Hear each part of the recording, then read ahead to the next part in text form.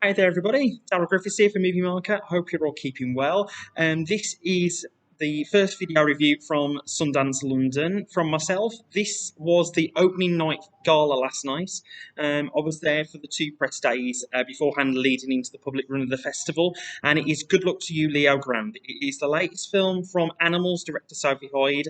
Animals was a terrific indie that was criminally underseen by many, sadly, but I heartily recommend you guys seeking it out. This particular film is led by the national treasure that is Emma Thompson and rising star Daryl McCormack.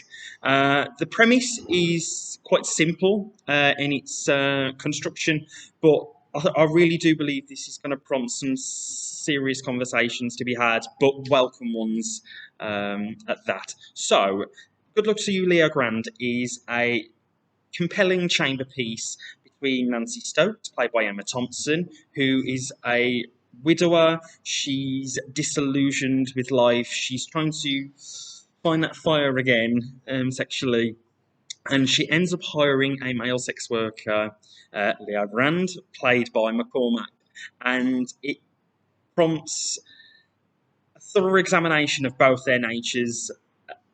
For Darryl McCormack's Leo Grande, there's certainly skeletons in his closet that he doesn't want to necessarily explore, for all the handsome facade and sort of saint as Nancy Stokes sort of implies that he is, as she tries to navigate or revitalize her sex life. But she can't quite get over the fact that her husband of 31 years wasn't necessarily the most passionate in terms of showing his emotion and affection towards her.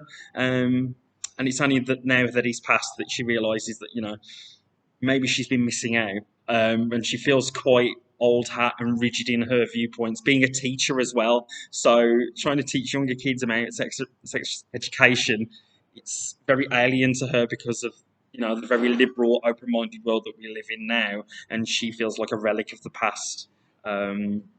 Amongst all these very open-minded people, in the same case with Leo Grande, who's battling against, his family don't necessarily know that he's doing what he's doing.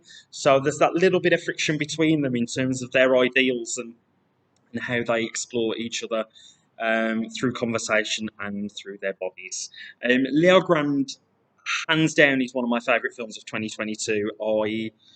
It really struck a chord with me in terms of what it explores. I mean, we talk about with older women in terms of body confidence, putting a queer slant on it from myself. I mean, it's such a big thing in the queer community, because you only have to look at through various magazines that are put out there and photo shoots and whatnot. You don't really see much diversity and variation in terms of what is represented. It's like that hard body aesthetic and six packs galore, and there's not much deviation from that, and we don't. A lot of gay men don't feel represented within that, and with older women here, it's because it's such like that beach body ready kind of aesthetic that's portrayed in various fashion magazines as well, and particularly for an older generation, they feel alienated by that, and particularly in a sexual sense with older women, it's almost as if they're just disregarded and they can't have any sense of passion or lust for another guy or another woman, depending on your sexual preference. So the way it explores these conversations in a very frank and raw manner by Sophie Hyde, and I think the direction is so beautifully observed. I mean, there is a running joke that we're looking respectfully. So if you see a picture on Twitter or Facebook of somebody you're quite fond of, we're looking respectfully. But in a literal sense, with Sophie Hyde, that's exactly what she achieves with Leo Grande. The performances are killer. Emma Thompson reaffirms why she's such a national treasure. There's such a vulnerability with how she portrays Nancy in this film, and trying to stoke that fire within her again. That's sort of explored through with Leo, and Darryl McCormack is dynamite. I have to say, he's easy on the eyes, obviously. He very much fits that role perfectly. But again, the layers that he adds to Leo Grande through the conversations with Nancy, it's such a fascinating dynamic that develops over these various meetings that they have. And the fact that it is so tightly confined within the hotel room, there's not much, sort of any sort of a sprawling nature about the narrative. It's very tight, it's very taut, and it really just does focus on getting to the nitty gritty of what makes these characters tick and why they feel the way they do, and the use of mirrors and the tight close-ups of how someone sort of surveys, like whether it's a shoulder or the abdomen, and just it's both performances literally are naked, and the fact that both actors are so committed to the cause and what Sophie Hyde is trying to achieve. It's fantastic. And again, superior characterization through dismantling the negative rhetoric towards sex workers and broadening that conversation beyond, that it's very smutty and, we don't realise what drives these men and women to do what they do.